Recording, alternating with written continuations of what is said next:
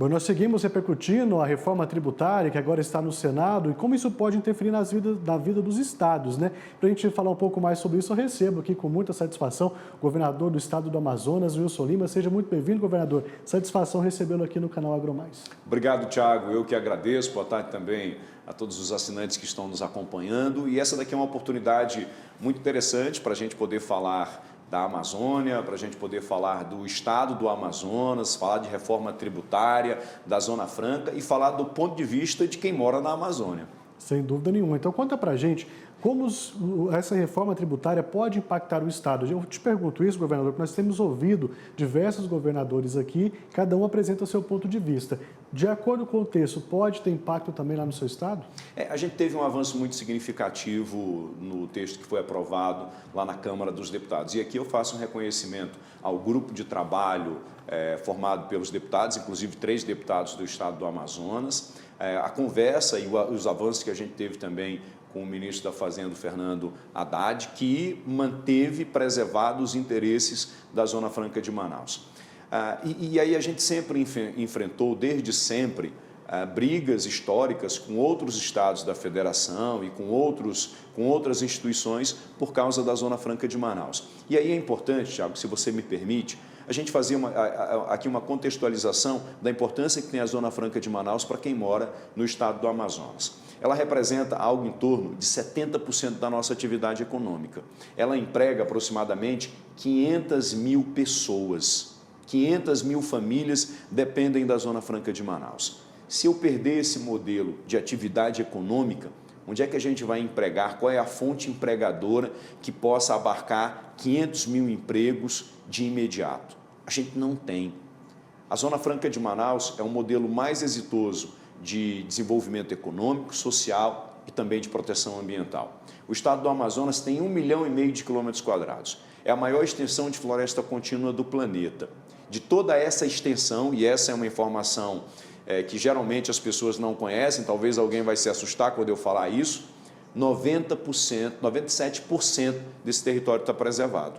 97% do estado do Amazonas estão preservados. Do jeito como a natureza nos entregou, está. Agora, isso é graças ao esforço do povo do Amazonas, mas também ao modelo Zona Franca. Tá certo, a gente sabe da importância que tem. Então, ela sendo respeitada dentro da reforma tributária, os impactos são mais reduzidos lá no seu estado. Sem dúvida nenhuma. E agora a gente vai para uma outra etapa, que é a etapa no Senado, e que a gente também está muito confiante de que a gente vai ter preservado o texto, né, que garante a competitividade das empresas que estão na Zona Franca de Manaus. E muita gente não sabe, Thiago, mas provavelmente a televisão que você está usando aí na sua casa, ela foi fabricada na Zona Franca de Manaus. Provavelmente o seu celular também foi fabricado na Zona Franca de Manaus. O ar-condicionado que você usa aí na sua casa, ele foi fabricado na Zona Franca de Manaus.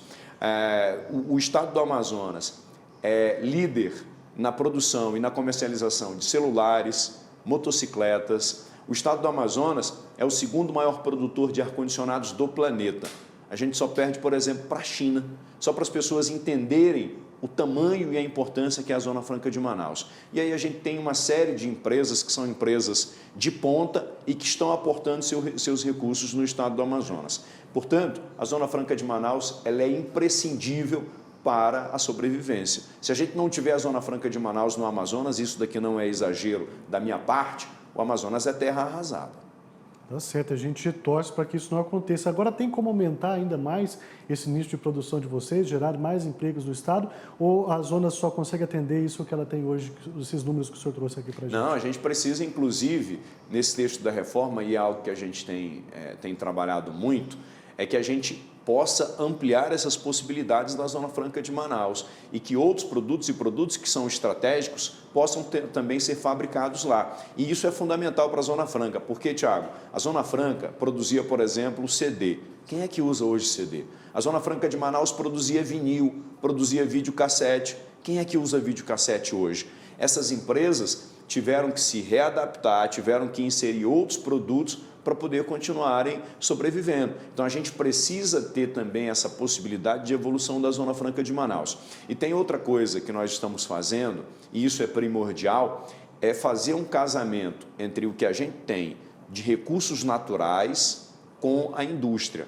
Por exemplo, a gente está pagando agora a subvenção para a borracha, que é para a fabricação de pneus, e a gente tem uma fabricante de pneus. Aliás, o estado do Amazonas é o que fornece pneu para boa parte da América do Sul, sai do estado do Amazonas. E outros produtos da floresta, como, por exemplo, o gás natural, que é utilizado para a indústria da transformação. Então, a gente precisa fazer esse casamento para que a gente possa ampliar esse escopo de atividade econômica. Por exemplo, eu tenho a indústria de concentrados, que produz refrigerante. Lá, a gente tem uma fazenda de cana-de-açúcar, para produção de açúcar. A gente tem um incentivo na cadeia do Guaraná e na cadeia do açaí, que são mantidos por essas empresas, por esses grandes players de fabricação de refrigerantes. Então, a gente tem que trabalhar e ampliar essa conexão da indústria com essas atividades do setor primário. Não, isso é muito importante também. Nosso horário está avançando, que a sua agenda está apertada, governador, mas eu preciso te fazer uma pergunta antes da gente despedir sobre a questão da preservação da Amazônia. Nós vimos alguns especialistas aqui no AgroMais Meio-Dia conversando comigo. O presidente Lula também falou isso no final da cúpula da Amazônia, a respeito de ter a preservação, ela precisa de existir, mas tem que também gerar emprego dentro da Amazônia. Como é que isso é possível para evitar, então, que se tenha mais derrubadas, que se tenham queimadas, que as pessoas explorem de forma responsável aí o estado do Amazonas? Primeiro é preciso avançar em pautas que são históricas, e inclusive vai ser destaque aqui no seu jornal a questão da regularização fundiária. Talvez esse seja o maior problema da Amazônia. Regularização fundiária, zoneamento econômico ecológico, avanço na questão da bioeconomia, e para isso a gente precisa de um aporte significativo do governo federal e também dos países de primeiro mundo para investir em tecnologia, para investir em estudos, para a gente transformar, por exemplo, o nosso cumaru em produtos e fazer com que isso seja produzido em escala. Nós temos uma pressão internacional muito grande pela preservação, mas, por outro lado, a gente tem uma pressão muito grande da população, e é legítimo, porque eu fui eleito governador para isso, por serviços que são básicos, como água potável, internet, infraestrutura para que o caboclo possa garantir o escoamento da sua produção. Como é que o cara lá no interior, como é que o pequeno produtor vai produzir açaí se ele não tiver água de qualidade, se ele não tiver água potável? Então, quem está na Amazônia precisa do básico.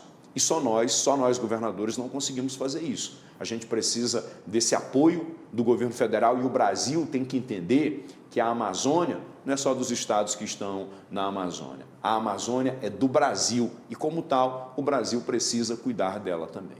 Bom, para a gente finalizar, essa questão de logística ainda é um gargalo do estado do Amazonas, e como fazer para melhorar isso? Porque muitas vezes depende de recursos naturais, que é a questão das balsas dentro dos rios. Como é que a gente pode fazer para melhorar um pouco essa logística, para desafogar aí a produção que nós temos lá no estado do Amazonas? No estado do Amazonas, a gente não mede as distâncias por quilômetros, a gente mede por dias de barco. Então, por exemplo, uma balsa que sai de Manaus para Irunepé leva 25, 30 dias para poder chegar lá com combustível, com mantimento. Mas tem alguns caminhos que a gente pode seguir, Thiago. A comunicação, por exemplo, todo mundo sabe que ela encurta distâncias. O estado do Amazonas é o estado que tem o maior vazio de comunicação. Infraestrutura, sinalização dos rios, enfim, e as condições mínimas de sobrevivência para quem está no interior. Quem sai do interior e vem para Manaus, por exemplo, o cidadão ou o adolescente vem em busca de um emprego, em busca de um tratamento de saúde, em busca de estudar. Se eu tenho essas condições mínimas lá no interior, o cidadão não vai sair de lá. Então, é preciso que essa infraestrutura, que essas condicionantes sejam criadas para que o cidadão também tenha a mínima condição de sobrevivência lá no interior. Governador, o desafio é muito grande, né? Claro que nós vamos seguir acompanhando de perto, e use também o AgroMais para ficar sempre divulgando os trabalhos de vocês por lá, que é muito importante. Quero agradecê-lo mais uma vez, satisfação recebê-lo aqui. Volte mais vezes para a gente conversar um pouco mais sobre a Amazônia, um estado tão rico que tem muito a contribuir com a gente, como o senhor disse, de todos nós também temos que contribuir muito com vocês. Mais uma vez, obrigado. Tá bom. Muito obrigado, Thiago. Eu aproveito aqui a sua grande audiência para convidar o povo para conhecer lá o estado do Amazonas, para conhecer a realidade. Porque o povo conhece a Amazônia pela copa das árvores e não conhece suas verdadeiras raízes, que são a sua população. Tá certo, o convite está feito.